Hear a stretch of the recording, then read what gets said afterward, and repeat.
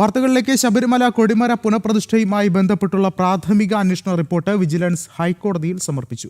അന്വേഷണ ഉദ്യോഗസ്ഥൻ നേരിട്ടെത്തിയാണ് റിപ്പോർട്ട് സമർപ്പിച്ചത്. പുനഃപ്രതിഷ്ഠയിൽ പ്രഥമ ദൃഷ്ട്യാ ക്രമക്കേട് നടന്നിട്ടില്ല എന്നാണ് വിജിലൻസ് നൽകിയ റിപ്പോർട്ടിൽ പറയുന്നത്. കൂടുതൽ വിവരങ്ങളുമായി രേഷ്മ ബാബു ചേർന്നുണ്ട്. രേഷ്മ, എന്തായാലും ശബരിമല സ്വർണ്ണ കവർച്ചയോടൊപ്പം തന്നെ ചില വിവാദങ്ങളിലേക്കും ചർച്ചകളിലേക്കും ഒക്കെ തന്നെ വഴി തെളിച്ച ഈ ഒരു വിഷയം തന്നെയാണ് ഈ കൊടിമരയുമായി ബന്ധപ്പെട്ടുള്ള ഒരു വിഷയം. എന്തായാലും അതിൽ ഇപ്പോൾ വിജിലൻസ് ഹൈക്കോടതിയിൽ റിപ്പോർട്ട് കൂടി സമർപ്പിച്ചിരിക്കുന്നു. എന്താണ് മറ്റു വിവരങ്ങൾ?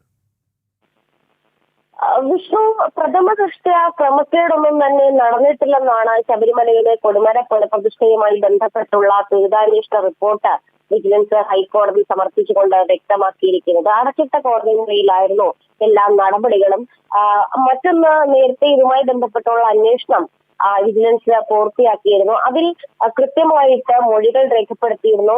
ഈ സംഭാവന നൽകിയ നടന്മാർ ഉൾപ്പെടെയുള്ള ആളുകളെ അവരോട് മൊഴികൾ രേഖപ്പെടുത്തുകയും അവരുടെ തെളിവ് ശേഖരണം നടത്തുകയും ചെയ്തിരുന്നു. മൊത്തത്തിൽ കൊടിമര നിർമ്മാണത്തിനായിട്ട് സംഭാവനയായി ലഭിച്ചത് 412 ഗ്രാം സ്വർണമായിരുന്നു. മുഴുവൻ സ്വർണവും വാജിവാഹന അതോടൊപ്പം തന്നെ അഷ്ടദിക് പാലകരുടെ നിർമ്മാണത്തിനും ഉപയോഗിച്ചുവെന്നാണ് വിജിലൻസിന്റെ തൊഴിലന്വേഷണ റിപ്പോർട്ടിൽ വ്യക്തമാക്കിയിരിക്കുന്നത്.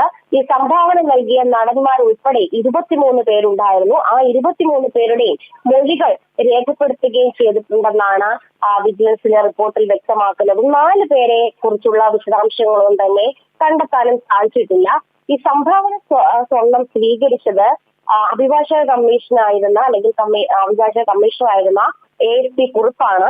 ഈ സംഭാവന സ്വർണത്തിന് പിന്നീട് ദേവസ്വം റെസീപ്റ്റ് നൽകിയിരുന്നു എന്നാണ് ദുരിതാന്വേഷണ റിപ്പോർട്ടിൽ വിജിലൻസ് വ്യക്തമാക്കിയിട്ടുള്ളത്. എന്തായാലും ദുരിതാന്വേഷണ റിപ്പോർട്ടിൽ പ്രഥമ ദൃഷ്ട്യാ ഈ തെറ്റായിട്ടുള്ള നടപടികളോ അല്ലെങ്കിൽ ക്രമക്കേടോ നടന്നിട്ടില്ലെന്നാണ് വിജിലൻസ് ഹൈക്കോടതിയെ അറിയിച്ചിട്ടുള്ളത്. എന്തായാലും അതുമായി ബന്ധപ്പെട്ടുള്ള എല്ലാ നടപടികളും പൂർത്തിയാക്കിയിട്ടുണ്ട്.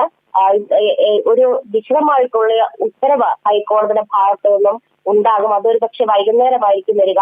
ഈ ശബരിമല സ്വർണ്ണക്കവർച്ചയുമായി ബന്ധപ്പെട്ടുള്ള സ്വമേധയാ സ്വീകരിച്ച ഹർജി ഹൈക്കോടതി പരിഗണിച്ചിരുന്നു. അതോടൊപ്പം തന്നെയാണ് കൊടിമര പുനഃപ്രതിഷ്ഠയുമായി ബന്ധപ്പെട്ടുള്ള ദുരിതാന്വേഷണ റിപ്പോർട്ടും ഹൈക്കോടതിയിൽ സമർപ്പിക്കപ്പെട്ടത്. എന്തായാലും അടച്ചിട്ട കോടതി മുറിയിലായിരുന്നു ഇരു വിഷയങ്ങളുടെ നടപടിക്രമങ്ങൾ പൂർത്തിയാക്കിയത്. ശരി, രേഷ്മയാണ് വിശദമായ വിവരങ്ങൾ നൽകിയത്.